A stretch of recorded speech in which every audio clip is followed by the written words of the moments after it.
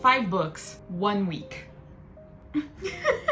I was wrong, okay? I was wrong. It was wrong of me to assume this about the series. That was my apology for my friend that begged me months and months to read this series. And I was like, yeah, I'll read it. And I was never in the mood to read it. But once I did, I finished it in a week. That's how serious it got. I'm talking about, of course, Chestnut Springs series. And let me tell you, this was my first cowboy / small town romance. And now the bar is way too high. So the next cowboy series that I read, you better be good, you better be good. So this series has 5 books: Flawless, Heartless, Powerless, Reckless, and Hopeless. But Reckless was by far my favorite. One of the main reasons was the Brazilian rep. But I'll get into that later. First book, Flawless. I gave it 4.5 stars. This book is about Rhett and Summer. Let me tell you, like, personal thing here. Rhett was a weird name. I never heard of it before, but I mean, slay. I don't like Summer at first because she's like way too stuck up, but she had a very good reason to be like that, so I won't say any bad thing about her. I love her now, okay? She also has some very big family problems, but yeah, I'm not gonna say too much on that because spoilers, you know, I'm trying to do this spoiler free. You can expect good banter, enemies to lovers. Obviously, cowboy, he's a professional bull rider, and a city girl, she's his assistant. You can also expect forced proximity, which is one of my favorite tropes, and it's kind of fiery. That's the word I've written. Yes. Once you read it, you understand. But anyway, this was a good book. Honestly, I was expecting not a very nice start to the series, which is common in like any series, whether it's fantasy or just contemporary romance. But no, 4.5 stars is a good rating for a first book in the series. Next book is Heartless. I gave it 4 stars. It's my friend's favorite. She was like, I can't wait for you to meet Cade. That's the male main character. And I loved it. 4 stars, right? It also has forced proximity. It's a nanny and single dad romance, so if you're into that. I never read something like this before, and I was pleasantly surprised. I actually loved the dynamics. I always thought it would be a little creepy, but since they're like, I don't know, 5 years apart, and he's like 32 and she's like 26 or something. Yeah, it was okay. It wasn't weird at all. The male main character is very, very grumpy, okay? Sometimes too much, but we have a fun female main character to balance that out. So I love her. I love her so much. I love Willa. She's so fun. You can expect some family problems in this one, but nothing too traumatizing for you to read. Maybe traumatizing for the characters to experience, especially Luke, single dad's son. But you can expect found family, which is also one of my favorite tropes ever. And finally, she's a city girl again because she's Summer's best friend. Summer's from the first book. You can expect a city girl and a ranch owner, which, I mean, right? I was so obsessed with cowboys while reading this, but I wouldn't last a week on a ranch, okay? I'm a city girl through and through. I can't. But I love the vibes. Third book was Powerless. One of my least favorites. I gave it 3 stars. I mean, it kind of threw me off because like we were reading about like ranch and cowboy and you know, this whole vibe, and then out of nowhere, hockey player. Crazy concept. I was like, what? I was lost on who Jasper was, so yeah, that kind of threw me off a bit. And he was slightly creepy, but not too much. He's just way too protective, you know? And I've put down hockey player and dancer, but I actually don't remember if she's a dancer. I forgot. I completely forgot what she does for a living. I'll have to look it up later. I don't remember. See, I wrote protective male main character, and yes, very protective. Don't know if in a good way, but he's protective. I don't know. I kind of didn't care about Jasper all that much, and I couldn't stop picturing Jasper from Twilight while reading this, so that kind of ruined it for me as well. And not the cute Jasper battle scars Jasper, okay? Staring Jasper. I'm sorry if I ruined it for you too, but that may be another reason why I didn't like this book so much. But okay, you can expect trauma and a runaway bride. Yeah, the drama is like, yeah, that was fun to read, but yeah, not my favorite. Okay, we're finally on book number 4, Reckless. 5 stars off the bat.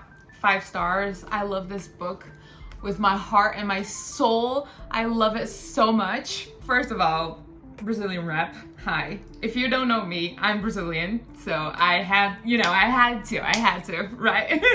I loved it, even though since I was reading it with an audiobook, when they said it, the phrase in Portuguese as they said, I was like, wait, back up, what? And I went in the book and I saw it and it was Te Vivo. And I was like, what does that even mean? I don't know if it like somewhere in Brazil that makes sense. I know there's a song called Te Vivo, but like that doesn't really make any sense. And the way he was, and Winter, she was like, oh my gosh, you speak Portuguese. That's, you know, she was like all like fussed about it. And he was like, yeah, no, I don't speak Portuguese, but my dad used to always say that to me. And I was like, why? And he explained it and it was like, I live for you, or I live you, or something like that. And I was like, that does not make sense in Brazilian Portuguese. And that's my mother language. So I was kind of lost. I don't know if it's just me, if other Brazilians that read this were like, oh yeah, totally, I've heard that. So I don't know. I mean, I guess that was supposed to be very, very cute, but to me it was just confusing because that doesn't make sense in my head. Te Vivo doesn't make any sense. Sorry, but yeah. What else can you expect? It's a cowboy and a doctor, the couple. Love that. You can also expect one night stand kind of romance. So if you know, you know. You can also expect found family from Winter's side, because she's Summer's sister. They had a very strange relationship, but then they figured it out, and that's when the found family comes in. You can also expect a little bit of an abusive ex-husband. I mean, thank God he wasn't physically abusive, but he was just very manipulative, just a gross human being overall. And this was one of my favorite parts of the book. Theo, he's an acts of service man, and that is my love language. So it was like every time he did something for her, I was like just swooning, and I was like, oh my God, this is so perfect. I can't. It was just amazing. I loved it so much. Just as an extra thing that I remembered, like at the end of the book, it has a stroganoff recipe, a Brazilian stroganoff recipe from Larry Reed's. I love that so much. I love stroganoff. If you haven't made it yourself, what are you doing? You need to try it. The only thing, like, my family prefers to do it with meat instead of chicken, like in the recipe in the book, but it's up to you, you know. Wait, I said meat, I meant beef.